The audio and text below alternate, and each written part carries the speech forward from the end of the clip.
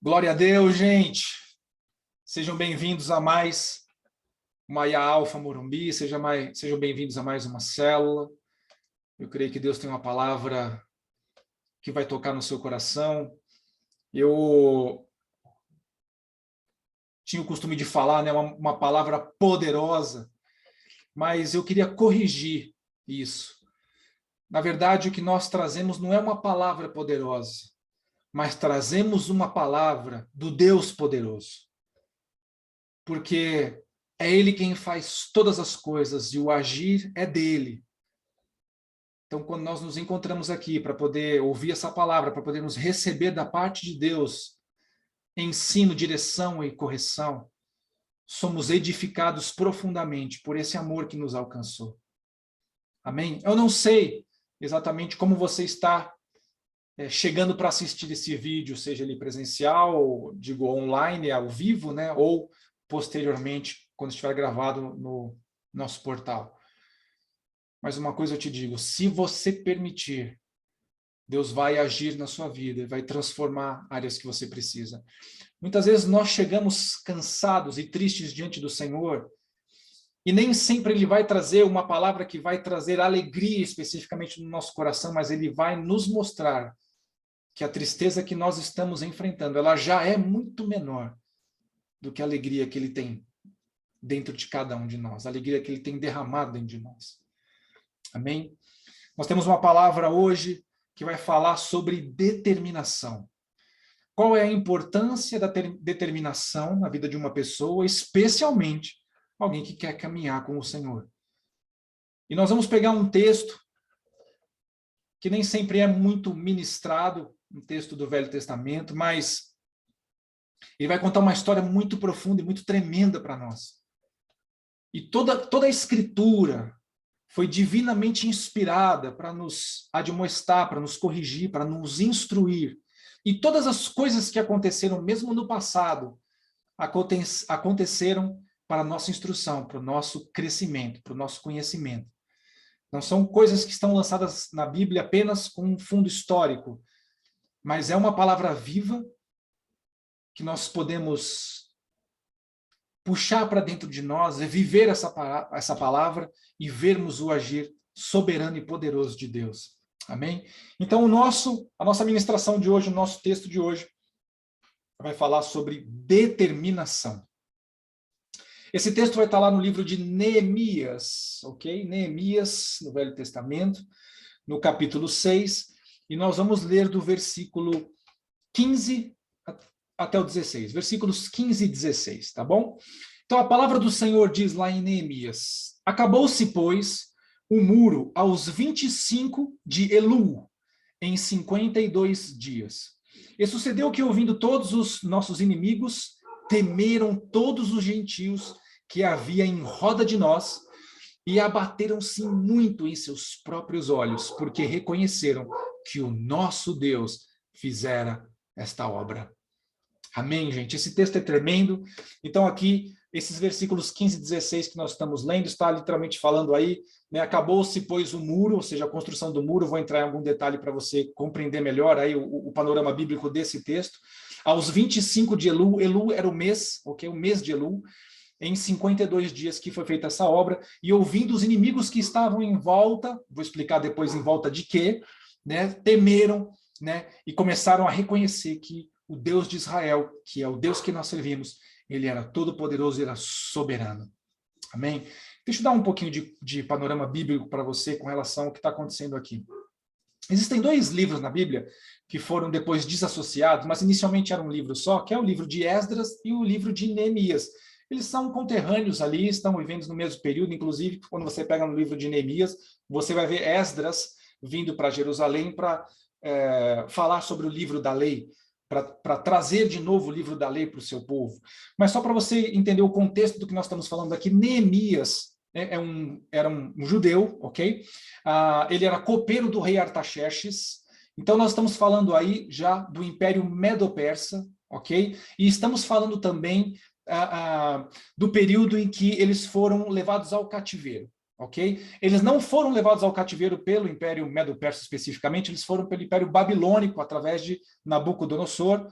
Então, Nabucodonosor conquistou a Jerusalém, levou todos os povos, levaram os cativos de lá, alguns ficaram, mas a maioria foi, principalmente foram os jovens primeiros, os nobres, foram para a Babilônia, e a Babilônia depois foi vencida pelo Império Medo-Persa. Então nós estamos nesse período já de domínio do Império Persa, através do rei Artaxerxes I, na qual Neemias era copeiro do rei, e Neemias recebeu um relatório falando que os seus irmãos lá em Jerusalém, né, estavam aflitos, estavam passando um tempo muito difícil, porque a cidade tinha sido destruída, né, os muros tinham sido destruídos, a cidade estava devastada.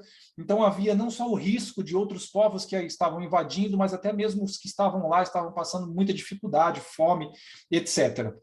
Então, Neemias foi tocado por aquela situação de ver como o povo dele estava, e ele entra num jejum e oração por conta disso, para que Deus possa restaurar essa situação, para que Deus possa mudar essa história, né, de uma cidade devastada.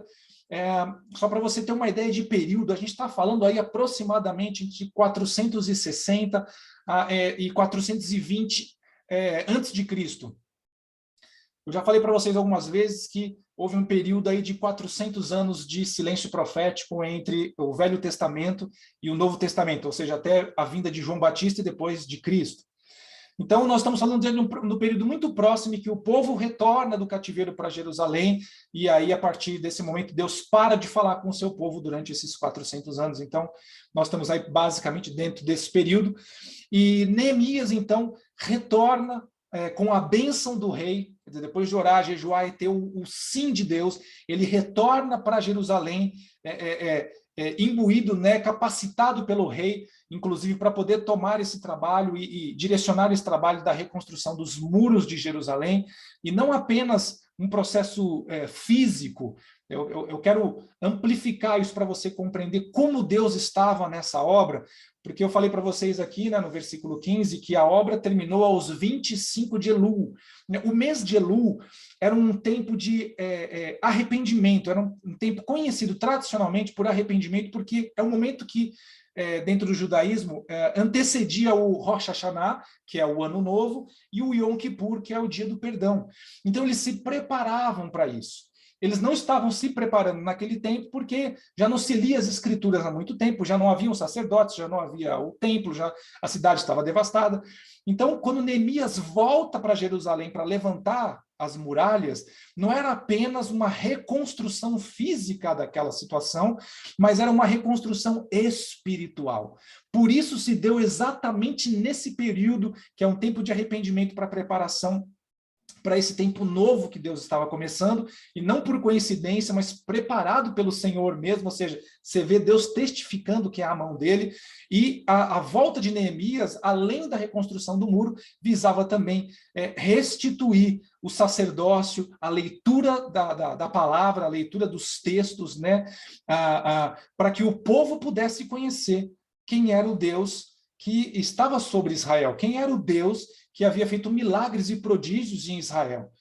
E aquele monturo seria transformado posteriormente numa grande vitória. Então, gente, nós estamos exatamente nesse período, estamos aqui falando da vida de Neemias, que teve esse ímpeto e essa determinação de voltar até Jerusalém e começar essa grande obra. E, gente, foi uma obra que foi muito difícil, além de demorar muito tempo, haviam inimigos em volta, né? Houve pessoas de dentro mesmo que tentaram sabotar, porque a gente pensa que é o inimigo que tenta nos derrubar, às vezes o nosso inimigo está do nosso lado.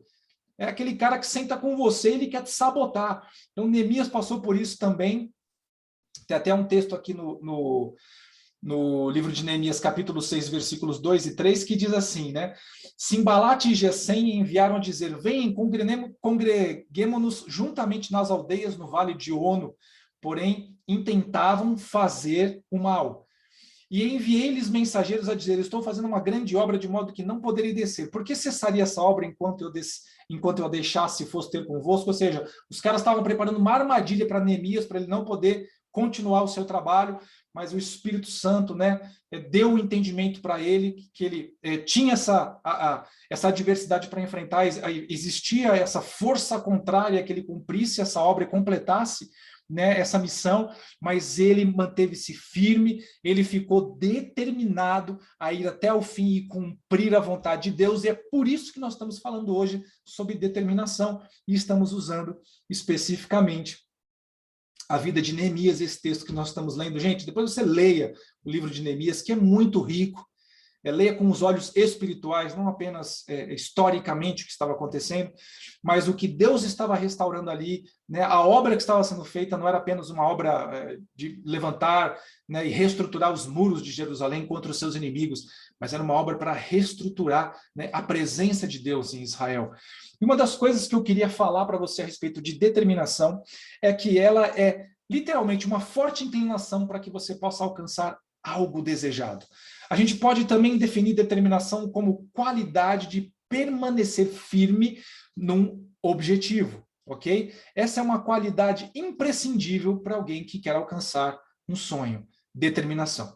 Agora, é claro que nós podemos ser determinados em muitas coisas, mas o que nós estamos falando aqui é sermos determinados no projeto e no plano que Deus tem para a sua vida. Que Deus tem para a sua vida. Essa ação, claro, demanda o meu entendimento, é a minha busca de Deus para que eu compreenda qual é o propósito que Ele quer fazer através da minha vida, para que eu possa, então, entrar nesse propósito e permanecer. Ok? Então, uma das coisas que Deus espera de nós, não é algo que Ele vai nos dar, e isso vai ser automático, vai acontecer naturalmente. Mas uma das coisas que Deus espera de nós é que nós sejamos determinados. Porque muitas coisas, gente, se levantam para tentar nos desviar, para tentar nos abater, principalmente com relação ao seu chamado espiritual. Lembrando, gente, que o nosso chamado espiritual aqui é extremamente importante. Ele não é um chamado que foi dado para um ou para outro, não é para um apóstolo, para um bispo ou para um pastor, mas o chamado de Deus foi dado para todo o seu povo. E cada um, à sua maneira, vai servir dentro desse propósito. E todos nós estamos numa luta constante contra o desânimo, contra a apatia, contra os levantes do adversário, até mesmo da nossa alma, para nós continuarmos focados no objetivo e continuarmos determinados que é isso que Deus espera, porque assim vamos alcançar efetivamente o propósito que Deus tem para nós. Amém? Eu não sei exatamente qual é o propósito que Deus tem para a sua vida, mas se você buscar a Deus, Ele vai te revelar, porque Ele é o maior interessado nisso. E saiba que sempre vai haver resistência dentro daquilo que você desejar fazer para o Senhor. Tudo aquilo que você se prontificar a fazer para o reino de Deus, vai haver resistência. Mas é necessário que você tenha determinação. Lá em Romanos 5, versículos 3 a 5, diz assim: e não somente isso, mas também nos gloriamos nas tribulações, sabendo que a tribulação produz perseverança, e a perseverança a experiência, e a experiência a esperança, e a esperança não traz confusão, porque o amor de Deus está derramado em nosso coração pelo Espírito Santo que nos foi dado. Você sabia que essa palavra perseverança aqui no original, no grego, ela tem como tradução estabilidade e constância. Estabilidade e constância. E dentro dessa estabilidade e constância, nós temos um alinhamento com determinação. Temos um exato alinhamento aí com determinação. Então, hoje nós vamos falar sobre 3 verdades que nós precisamos desenvolver dentro da determinação, da linha da determinação, para que nós possamos fazer se cumprir a vontade de Deus nas nossas vidas. Amém? Primeira coisa que você precisa saber, primeira verdade que você precisa saber: determinação é uma escolha. Eu havia dito para você, não adianta você falar, Senhor, me dá determinação, e aí vem, sabe, uma carga de determinação em você, e você fica determinado. Não é assim que funciona. Determinação é uma escolha sua. Você pode pedir ânimo para o Senhor, força para o Senhor. Amém? Nós vimos Jesus falar, neste mundo tereis aflições, mas tem de bom ânimo. É literalmente Jesus falando, olha, recebe o bom ânimo. Então o bom ânimo vem do Senhor, mas a determinação é uma escolha minha. Eu não tenho como fazer isso naturalmente nem automaticamente. Eu preciso me promover naquela direção para que eu possa permanecer dentro dessa determinação. Lá no livro de Daniel, capítulo 1, versículo 8, diz assim: E Daniel assentou no seu coração não se contaminar com a porção do manjar do rei, nem com o vinho que ele bebia. Portanto, pediu ao chefe dos eunucos que lhe concedesse não se contaminar. Gente, essa história de Daniel também tem muito a ver, não sei se você se lembra, né? Daniel foi um dos cativos levados na época da conquista do Império Babilônico. Então, Nabucodonosor levou uma série de nobres e pessoas de Israel, e entre esse grupo de pessoas que foi para o cativeiro foi Daniel. Uma das coisas que Daniel viu quando chegou lá é que, primeiro, o Império Babilônico era um império de proporções muito grandes, de uma riqueza muito grande, de uma arquitetura fantástica. Você já deve ter ouvido falar, provavelmente, dos jardins suspensos da Babilônia. Isso é uma grande obra de engenharia que houve, isso você pode ver depois historicamente, não necessariamente está relatado na Bíblia, mas existem relatos históricos até por conta da cultura babilônica, que era muito forte, era muito imponente. Então nós estamos falando aí de um jovem que foi tirado da sua cultura e foi inserido numa outra cultura, onde há muita riqueza, onde há muita ostentação e onde há muito poder. E esse jovem, como nós lemos aqui no versículo 8, está falando assim, né? E Daniel assentou no seu coração. O que é assentou no seu coração, gente? Ele estava determinado, ele se colocou naquela posição, ele escolheu aquela linha, né, de não se contaminar com a porção do manjar do rei, nem com o vinho que ele bebia. Ele falou, não importa o que aconteça aqui, eu não vou comer das iguarias da mesa do rei. Não sei se você parou para pensar, por que Daniel faria isso? Por que Daniel faria isso, né? A gente vê depois no Novo Testamento, Jesus explicando sobre o que contamina, né? O que contamina é o que entra dentro do homem, ou o que contamina é o que já está dentro do coração do homem. Então a gente vê Jesus, né, desmistificando uma série de coisas. Aqui, gente, né, existem 3 posições defendidas, né, pelos teólogos e os comentaristas sobre a posição de Daniel. Eu vou comentar com você rapidamente essas 3 para a gente poder fazer uma conjectura da decisão que ele tomou, ok? Então, a primeira posição era que, dentro das iguarias, né, das comidas que o rei oferecia para ele e para os outros nobres que estavam com ele, nessas iguarias tinham algumas comidas que não eram permitidas pela lei mosaica, como, por exemplo, o porco, que eles não poderiam comer. Então, essa é uma das conjecturas. Então, Daniel resolveu não comer dos manjares do rei, porque tinha comidas ali que não eram comidas aceitas pela lei. Essa é uma posição. Depois, uma outra posição é que, naquele tempo, era muito comum também se consagrar alimentos a deuses. Então, lá na Babilônia, tinha os seus deuses, ok? E, provavelmente, Daniel via que aquelas consagrações que eram feitas, e isso também lhe era proibido de se alimentar, né, de qualquer comida que fosse consagrada a outras entidades ou outros deuses. Mas existe uma posição que é o que eu acho mais coerente também, é a que é tida mais aceita também, que se refere ao perigo de você se acomodar e se amoldar àquela situação. Olha que coisa interessante, gente. Quando a gente fala da cultura medo-persa, ou do Império Medo-Persa, eles tinham, como uma das diretrizes deles, quando eles conquistavam uma civilização, conquistavam uma nação, eles permitirem, ok, que aquela civilização, que aquela nação continuasse dentro da sua religião, continuasse, né, dentro da sua estrutura cultural. Eles não exigiam essa mudança, eles respeitavam essa mudança, e na verdade, essas nações acabavam pagando tributo para eles. O Império Babilônico, gente, não era assim. Não era assim. O Império Babilônico era um império de absorção. Ele vinha para trazer a sua cultura, trazer os seus deuses, trazer todo aquele paganismo que eles tinham e inserir isso dentro da mente das pessoas. Era uma cultura de absorção, de modo que toda nação que fosse conquistada, toda a cultura que aquela nação tinha seria diluída e sumiria, gente, em prol da cultura babilônica e da sua religião, né, e dos seus deuses.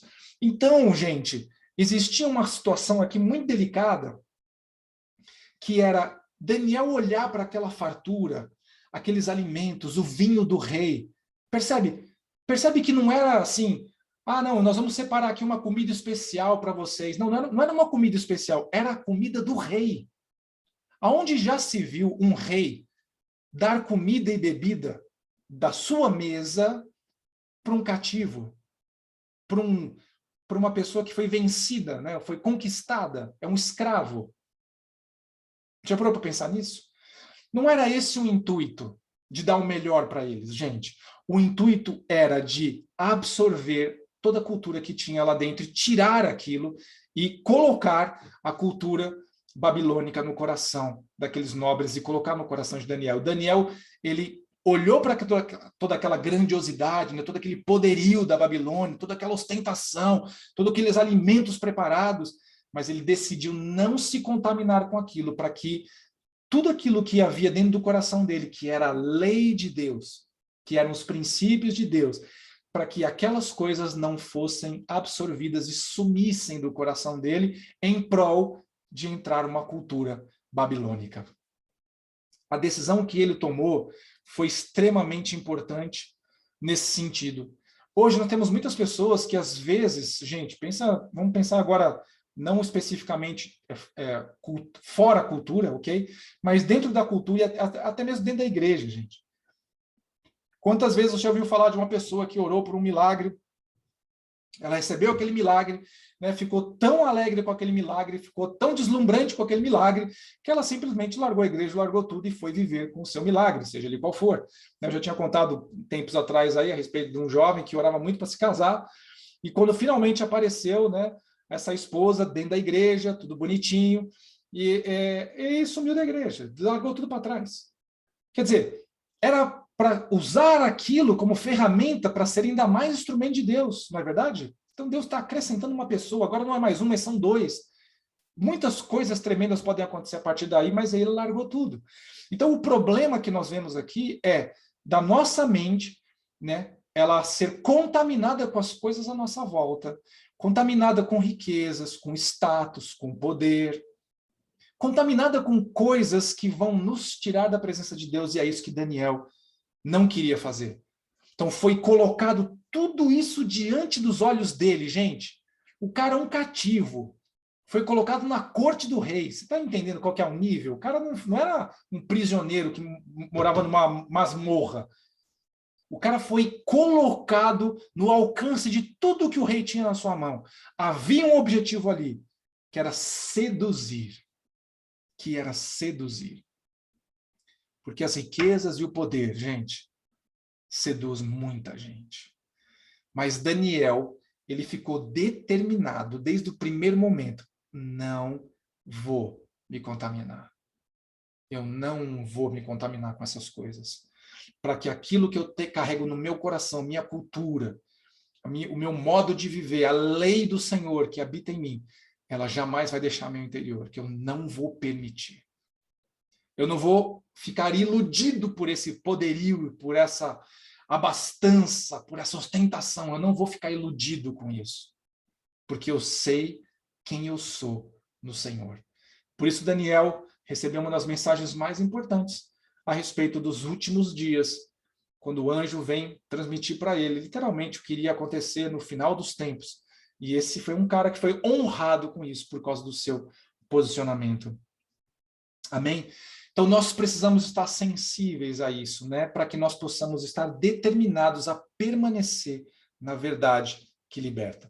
Eu já falei para vocês algumas vezes que eu gosto muito de filmes, eu assisto muito filme, e eu muitas vezes tiro lições de filmes, coisas que estão ali ocultas, coisas que são mensagens subliminares, né? Coisas que são escondidas ali, às vezes a gente passa por elas e não nota, mas tem alguma coisa que está falando com a gente, se a gente conseguir pegar, é algo que a gente pode trazer alguma instrução interessante até. E eu queria falar um pouquinho de uma saga que eu gosto desde criança. Desde criança, gente. Eu fui ver o primeiro filme no cinema, eu era literalmente uma criança. E assisti todos os filmes no cinema, até o último, né, da saga Star Wars, que você conhece com certeza. E num dos filmes tem uma conversa entre o Yoda, que é um Jedi, que é um guardião da paz, e o seu pupilo, né, a pessoa que ele está treinando, que é o famoso Luke Skywalker, e eles estão conversando sobre o lado negro da força, né, o lado negro da força. E aí o Luke vira para o Yoda e pergunta assim, pode o lado negro ser mais forte? E o Yoda responde para ele assim, não, mas rápido e sedutor ele é. Qual que é a lição que nós estamos tirando aqui da vida de Daniel? Daniel entendia que o poder de Deus era incomparavelmente maior do que o poder de toda a Babilônia, de toda a riqueza da Babilônia, de todo o exército da Babilônia, de toda a cultura, de toda a tecnologia babilônica. Era incomparavelmente maior. Porém, havia ali um nível de sedução que ele precisava administrar. Rápido e sedutor ele é. O lado negro, ou seja, o lado mau, o lado ruim, né, a obra do nosso adversário. Então, assim como Daniel permaneceu determinado a não ser influenciado por aquelas coisas, eu e você também precisamos tomar cuidado com isso. Amém? Precisamos usar de exemplo a vida de Daniel, tanto como a de Neemias, para entender que determinação vence até mesmo aquilo que enche os nossos olhos. Eu não estou falando só de coisas que acontecem fora da igreja, não, tá, gente? Até de coisas que acontecem dentro da igreja. Sabe aquele povinho que junta assim, cola em você e começa a fomentar em você, olha, eu acho que esse ministério não está indo bem do jeito que está, e você tem a unção, toma frente, vai lá, se torna líder desse ministério, tira essa pessoa de lá, você é o cara, Deus está contigo, sabe aquela conversinha macumbinha crente, isso? Macumbinha crente, que não deixa de ser isso, para exaltar o teu ânimo, para falar como você é uma bênção. Cuidado. Cuidado. Porque tem muitas coisas que podem acabar tirando nossa determinação de permanecer alinhado com o propósito de Deus. Isso não acontece só dentro da obra de Deus, tá, gente? Isso acontece no nosso trabalho. Pessoas que se reúnem, olha, esse gerente aí não vale nada, você que é o cara, vai lá, atravessa ele, pede o cargo dele. Sabe o que acontece? As pessoas não leem a Bíblia, né? Por isso não entendem o que está escrito lá. A Bíblia fala sobre autoridade, você pode depois procurar. Que as autoridades são instituídas por Deus. Você vai lá em Romanos 13. Toda autoridade é constituída por Deus. Toda autoridade, não é autoridade nem da igreja. Toda autoridade, qualquer nível de autoridade. E elas existem para serem bênção ou maldição, dependendo da sua posição. Amém? Permaneça determinado no alinhamento com o projeto que Deus tem para a sua vida. Porque Ele é o melhor. Segundo, determinação nos leva a prosperar. Ok? Então, determinação é uma escolha. Você tem que fazer. E uma vez que você escolha estar determinado a permanecer no projeto de Deus, ela vai te levar a prosperar. Amém? Eu não conheço ninguém que não quer prosperar, tá? Isso é tão verdade que existe até a tão conhecida teologia da prosperidade. Isso é tão bom que tem pessoas que só pregam sobre isso, de tudo que Deus vai te abençoar. Como se Deus quisesse te abençoar com tudo e você não tivesse que fazer nada. Você só tem direito, você não tem dever nenhum. Essa Bíblia eu não conheço. Não é a mesma que eu leio. E ministérios que pregam isso, eu questiono. Mas Deus não tem bênção para nós? Deus não tem prosperidade? Claro que sim. Claro que sim. Vou te provar que existe uma prosperidade dentro de uma determinação que nós tenhamos no coração de permanecer no caminho do Senhor. Lá no livro de Daniel ainda, no capítulo 6, versículos 7 a 10, conta assim: todos os príncipes do reino, os prefeitos e presidentes, capitães e governadores tomaram um conselho a fim de estabelecer um édito real e fazerem firme esse mandamento, que qualquer que por espaço de 30 dias fizer uma petição a qualquer deus ou a qualquer homem, e não a ti, ó rei, seja lançado na cova dos leões. Já está lembrando da história de Daniel na cova dos leões, né? Agora, pois, ó rei, confirma o édito e assina a escritura para que não seja mudada, conforme a lei dos medos e dos persas, que não se pode revogar. Quer dizer, estava um conluiozinho junto do rei. Olha, rei, é só 30 dias. Durante esses 30 dias ninguém pode orar a nenhum Deus. Ninguém pode pedir nada a homem nenhum, a não ser a você. Falando que você é Deus, rei. Tem que ser só para você, sabe? Aquelas conversinhas. É essa a história. Por esta causa, o rei Dario assinou esta escritura e édito. Daniel, pois, quando soube que a escritura estava assinada, entrou em sua casa. Ora, havia no seu quarto janelas abertas da banda de Jerusalém. E 3 vezes no dia se punha de joelhos e orava e dava graças diante do seu Deus, como também antes costumava a fazer. Ok, Daniel já tinha essa liberdade de poder ir ao seu quarto, né, ao lugar onde ele dormia, né, no lugar onde ele tinha sua privacidade, e ali ele orava 3 vezes ao dia. Gente, ele já tinha essa liberdade, mas esses caras, eles estavam articulando, porque eles não gostavam de ver um judeu, né, um hebreu ali em cima, na posição de destaque diante do rei, quando eles é que gostariam de estar. Por inveja, gente, por inveja. Mas eles articulam aí uma condição para que o rei faça essa lei, que durante 30 dias ninguém pode orar a ninguém, e eles sabiam que Daniel orava 3 vezes ao dia ao Senhor. Foi específico para pegar Daniel, gente, específico. Ok? Mas a Bíblia fala que Daniel, ele não retrocedeu nisso. A Bíblia fala que ele continuou a fazer exatamente como antes. Saiu o édito proibindo, durante 30 dias, dele buscar outro Deus, que não os deuses medo-persas.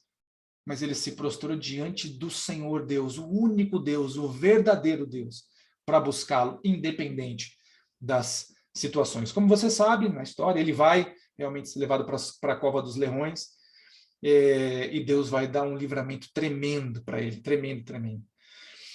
Quando você vê aqui, no capítulo 6, lá no versículo final, lá no versículo 28, está escrito assim: este Daniel, pois, prosperou no reinado de Dario e no reinado de Ciro, o persa. O que aconteceu aqui?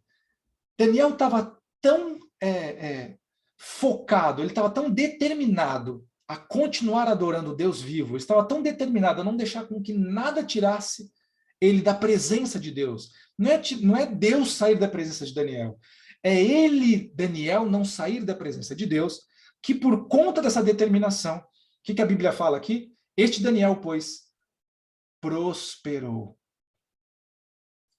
Deixa eu te explicar uma coisa.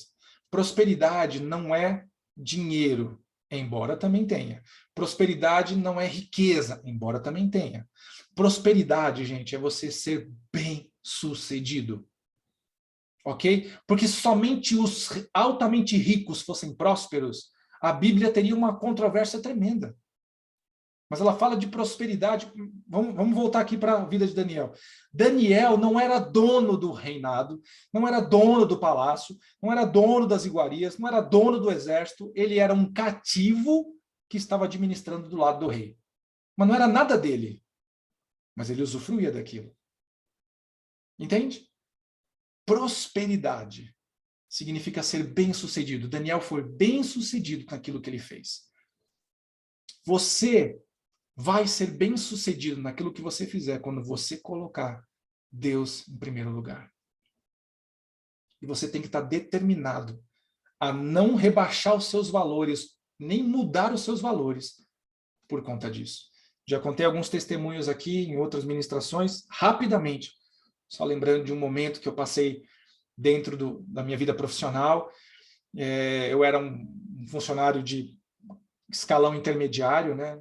Iniciando realmente a minha vida profissional, e houve uma necessidade de ser chamado para um processo trabalhista, onde eu seria uma testemunha de um negócio que eu não vi, de uma pessoa que eu não sei.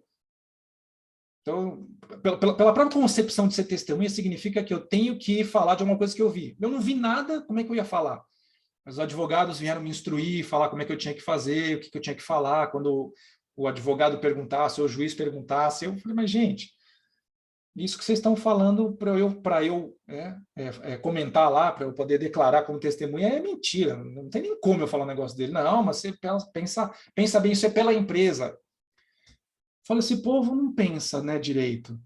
Gente, se eu posso mentir pela empresa, eu posso mentir contra a empresa também. Porque a mentira é uma faca de dois gumes, ela funciona dos dois lados. E eu falei assim, olha, se vocês vão me chamar, eu vou.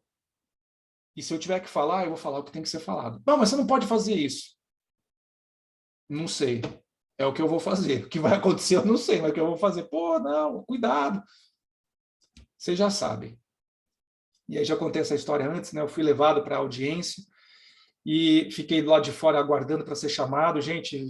E com, sabe, o coração na mão. Falei assim, hoje eu vou perder meu emprego. Por quê? Porque eu vou chegar lá e vou falar o que tem que ser falado. Eu não posso mentir. Não posso mentir.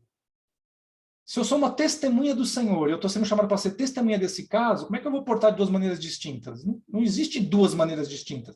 Existe uma única maneira de se viver. Não tem como eu mentir. Não tem mentirinha, mentirão.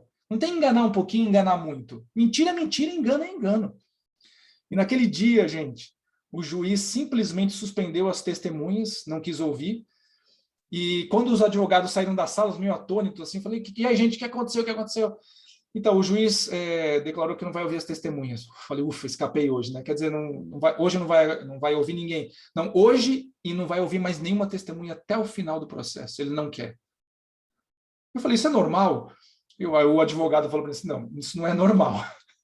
Falei, aleluia, Jesus, livramento. Aí você fica tão cheio de fé, gente, que meses depois me chamaram de novo, numa outra circunstância. Eu falei, gente, vocês não aprendem. Vocês não aprendem. Aí, só que se você já vai com aquela fé, sabe, com aquele negócio forte dentro de você, olha, gente, uma coisa eu te digo, não vão me chamar de novo.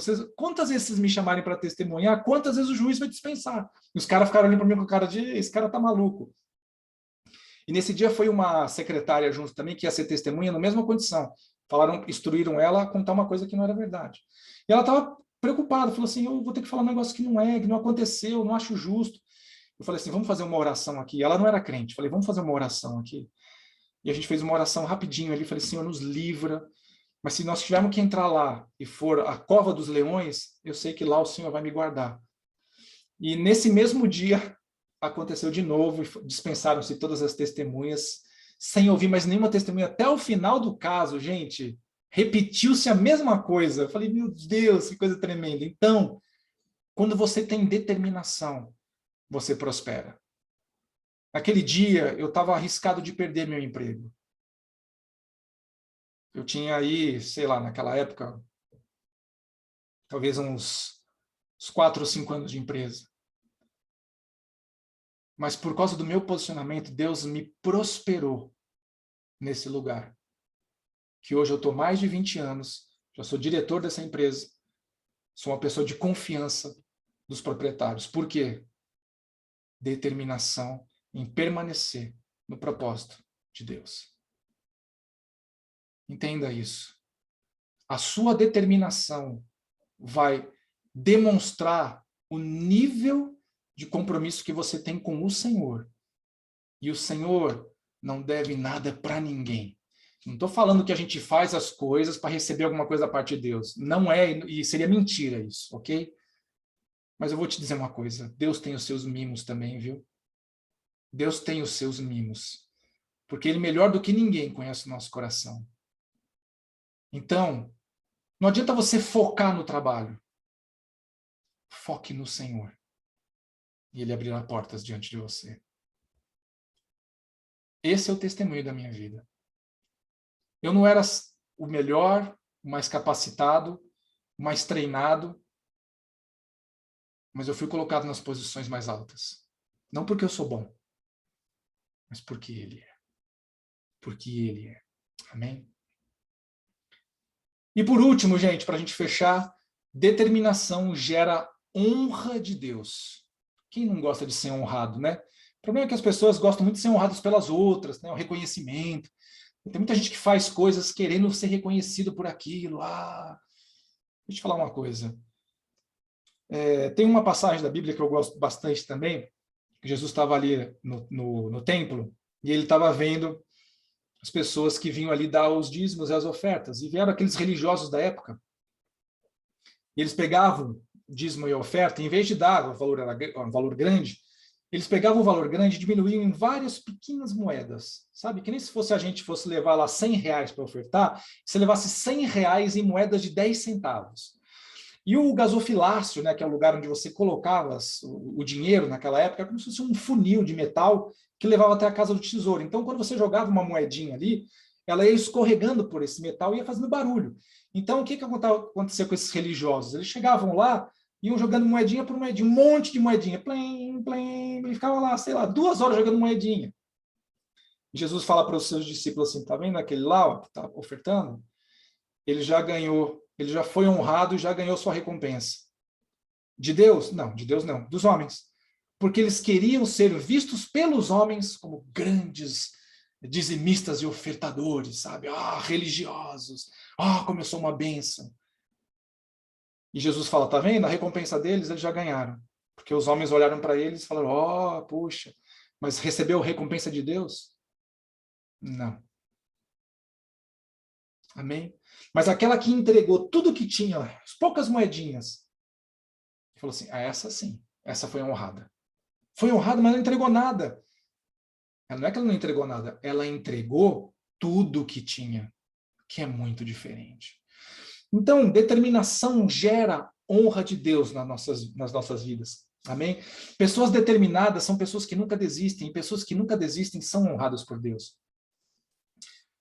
Eu até cheguei a colocar isso no texto, que em algum momento da nossa vida, gente, nós fomos tentados, influenciados, forçados a desistir de alguma coisa.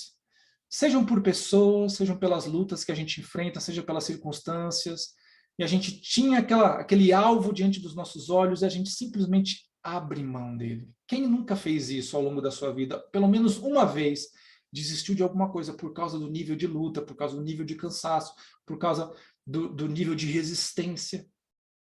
Mas eu quero te dizer, na desistência não há honra. A honra está na determinação. Lá em Neemias 2, nos versículos 4 e 5, diz assim, né? E o rei me disse, que me pedes agora? Então orei ao Deus dos céus e disse ao rei, se é do agrado do rei e se o teu servo é aceito em tua presença, peço-te que me envies a ajudar a cidade dos sepulcros dos meus pais, para que eu a edifique. Imagina o copeiro do rei chegar adiante e falar assim, o seguinte, aí eu preciso ir lá para minha cidade edificar lá. Eu vou ter que, largar meu trabalho aqui. Eu sei que eu sou seu cativo, mas eu vou ter que ir lá. Eu vou fazer um muro lá. Você vai reconstruir o muro da cidade que eu conquistei. Não faz muito sentido isso, né, Neemias? Mas quando Deus está na jogada, gente, Deus honra. Como ele estava determinado a fazer a vontade de Deus, Deus honrou ele. Amém? Tem um texto que é muito legal também, que fala que o coração do rei está nas mãos do Senhor e que ele o inclina para onde quer. Você quer ter o favor do rei? Quem é o rei? Gente, o rei é qualquer pessoa poderosa que está sobre você. O seu patrão, o seu diretor, o seu presidente, né? Enfim, o rei é alguém que tem poder, que está acima de você. Você quer ter o favor do rei? Sirva a Deus. Deus toca no coração do rei. Deus levanta pessoas favoráveis a você quando você anda dentro de um alinhamento com a sua palavra. Amém? E tem que andar determinado a permanecer. Lá em Neemias, também no capítulo 1, versículos 2 e 3, diz assim, ó, que veio Anani, um dos seus irmãos, e que alguns de Judá, perguntei pelos judeus que escaparam, que restaram no cativeiro acerca de Jerusalém, e disseram-me, os restantes que não foram levados para o cativeiro, lá na província, estão em grande miséria e desprezo, e o muro de Jerusalém é fendido, e as suas portas queimadas a fogo. Então, quando Neemias recebeu esse relatório negativo do seu povo, da sua cidade, tudo destruído, tudo escombros, as pessoas passando dificuldade, aquele relatório negativo não abateu Neemias. Mas ele fez ele ficar mais determinado ainda, a ponto de ele buscar em jejum e oração, para que Deus tocasse no coração do rei, Artaxerxes, e favorecesse ele nessa empreitada. Amém? Gente, situações que vão se levantar para tentar nos desanimar, tentar nos fazer desistir de um propósito, são muitas. Gente, são muitas.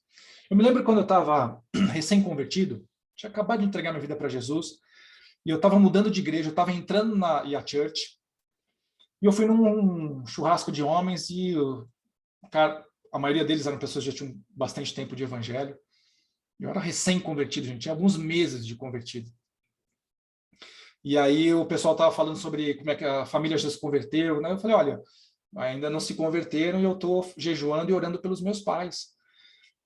40 dias sem comer e sem beber, do café da manhã até o jantar.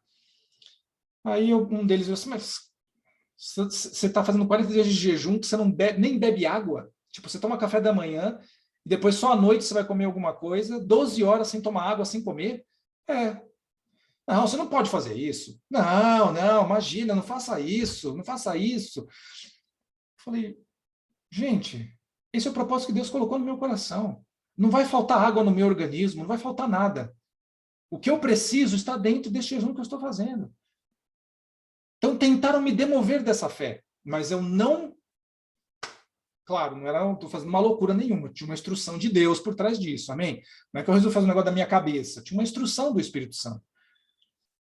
No final desses 40 dias, gente, que eu entreguei o jejum, entreguei esse tempo de oração diante do Senhor pelos meus pais, algumas semanas depois, talvez umas 2 semanas, 2, 3 semanas, minha mãe se converteu num culto lá com o Lamartine, na IA Church, quando era ainda na Pio 11.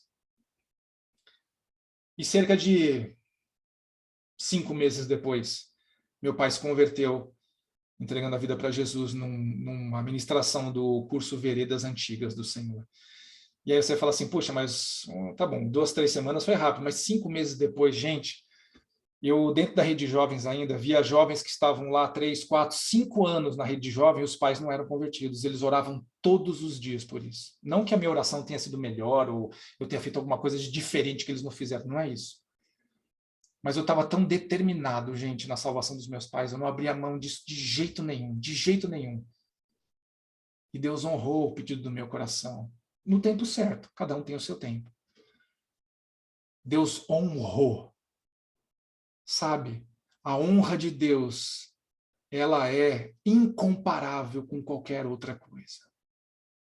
Se você for uma pessoa determinada a fazer a vontade dele, determinada a implantar o reino dele, a colocar como importante, como prioridade, todos os assuntos que são do reino, eu vou te dizer que no seu tempo Deus vai te exaltar e o Senhor vai te honrar. Você não vai fazer isso porque você quer a honra. Você vai fazer isso pela motivação correta, que é pelo reino. É por amor a ele. Mas Deus honra aqueles que são determinados. Amém? Daniel e Neemias, como a gente viu nesses textos, foram pessoas que enfrentaram adversidades, enfrentaram dificuldades, que não eram poucas não, hein, gente? Estavam numa posição de extrema inferioridade.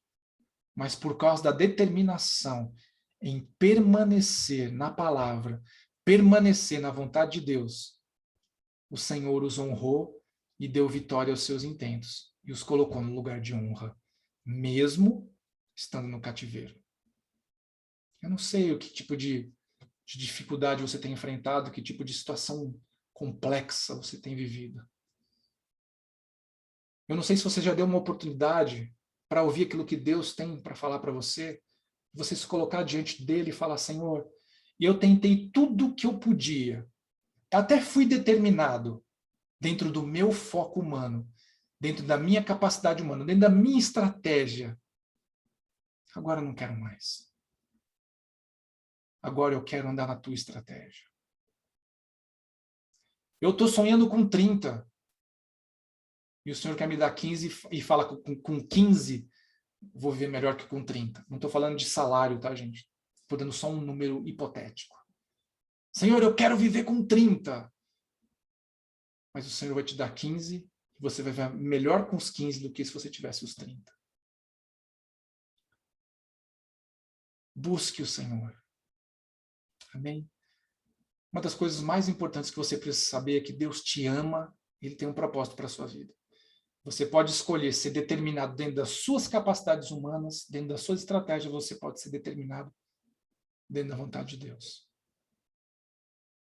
Se você for determinado dentro da vontade de Deus, você vai ser com certeza mais do que vencedor, a despeito das lutas. Porque todos nós temos lutas. Todos nós temos dificuldades. E todos nós sofremos perdas. Mas aquele que anda com o Senhor, ele é mais do que vencedor, independente até mesmo das perdas. Amém? Então, se você quiser nessa noite, se você quiser, nesse momento que você está ouvindo essa mensagem, se você quiser que na sua vida haja uma mudança, e eu falo de uma mudança realmente, que vai fazer diferença na sua vida, não mudar 2 graus para a direita ou 5 graus para a esquerda, estou falando de mudar radicalmente. Quando eu falo de radicalmente, é deixar de confiar em você e começar a confiar no Senhor, para Ele orientar o seu caminho. Não sou eu que garanto, porque eu sou um homem que nem você. Quem garante é Ele. Eu queria que você orasse comigo agora. Uma oração simples que você repetisse. Você falasse assim: Senhor Jesus, hoje eu entendo que determinação é fundamental para a vitória. Mas determinação dentro da minha capacidade nunca vai me levar para o lugar que o Senhor tem separado para mim. E esse lugar, ele é melhor do que eu posso escolher. Ele é melhor do que eu possa imaginar. Então, Senhor Jesus, eu quero te entregar o meu caminho. Eu quero confiar no Senhor, meu destino. Quero te entregar a minha vida, para que o Senhor coloque dentro do meu coração a tua essência. Ilumina o lugar por onde eu tenho que ir. Me faz mais do que vencedor. Principalmente, me faz caminhar contigo. Porque aonde o Senhor estiver, eu vou ser próspero. Toma a minha vida, toma os meus dias, para que eles alegrem o teu coração. E eu me alegre com o teu. Em nome de Jesus. Amém? Que o Senhor te abençoe, que essa palavra fale muito ao seu coração. Que determinação tem muito mais a ver do que ser apenas um obstinado em fazer alguma coisa. Mas você estar alinhado dentro de um propósito, dentro de uma direção de Deus. E ver aquilo que Ele vai fazer na sua vida, a vitória que Ele vai te dar. Seja em qual área for. Qualquer área da sua vida. Amém? Não estou falando apenas de um chamado, né, ministerial para a igreja. Estou falando isso dentro da sua família. Estou falando isso dentro do seu trabalho, dentro da sua profissão. Porque todas as coisas na sua vida importam para Deus. Todas. Principalmente o seu coração, a sua alma. Amém? Que Deus te abençoe, que o Senhor te guarde, que Ele te honre e te faça prosperar. E que você, a partir de hoje, esteja determinado a conhecer mais sobre esse Deus poderoso, que criou tudo e que sustenta tudo, que te ama, que morreu por você na cruz do Calvário e ressuscitou, para que você pudesse ter com Ele vida eterna, e você pudesse ser mais do que vencedor. Que o Senhor te abençoe. Nos vemos, se Deus quiser, na semana que vem, com mais uma palavra de um Deus que é poderoso. Amém? Beijo no coração.